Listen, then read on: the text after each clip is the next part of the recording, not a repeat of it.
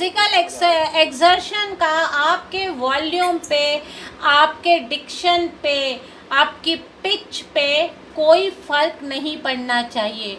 आपकी पिच, आपका डिक्शन, आपका वॉल्यूम आपके रोल के ही डिमांड के हिसाब से ही होना चाहिए।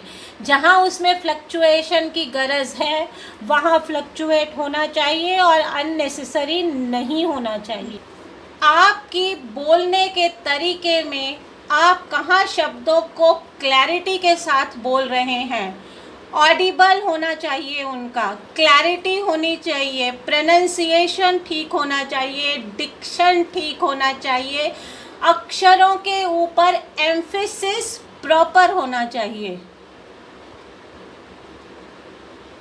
साथ समुंदर पार बैठे होते हैं लेकिन हमें महसूस होता है कि वो बिल्कुल हमारे सामने बैठकर हमसे बात कर रहे हैं, क्योंकि उनकी आवाज़ का उतार चढ़ाव, उनकी आवाज़ के पॉजेस, सेंटेंसेस के बीच के कॉमा पॉजेस भी हम सुन सकते हैं।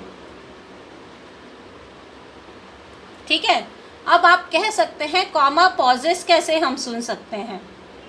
So when we are saying something, we are talking, we are uttering words from our mouth, we are actually excelling.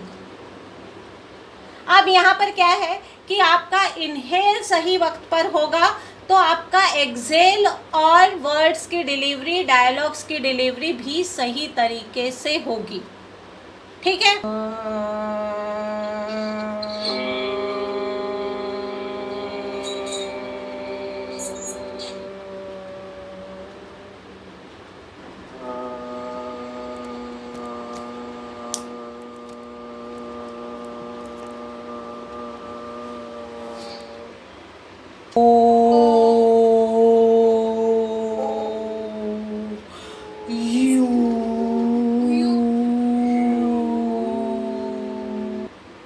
Okay, तो आज हमने किया वॉइस और स्पीच के ऊपर कि वॉइस की इम्पोर्टेंस क्या है फर्स्ट ऑफ ऑल, और उसको किस तरीके से एक्सरसाइजेस के ज़रिए हम अपनी वॉइस पे काम कर सकते हैं, उसको पॉलिश कर सकते हैं। ऑब्वियसली हमारी वॉइस दूसरों की तरह नहीं हो सकती, मेरी वॉइस आपके जैसी नहीं हो सकती, आपकी वॉइस मेरे जैसी नहीं हो सकती, लेकिन हम अपनी अपनी वॉइस को पॉलिश कर सकते हैं और अकॉर्डिंग टू द रोल हम अपनी अपनी वॉइस का इस्तेमाल कर सकते हैं।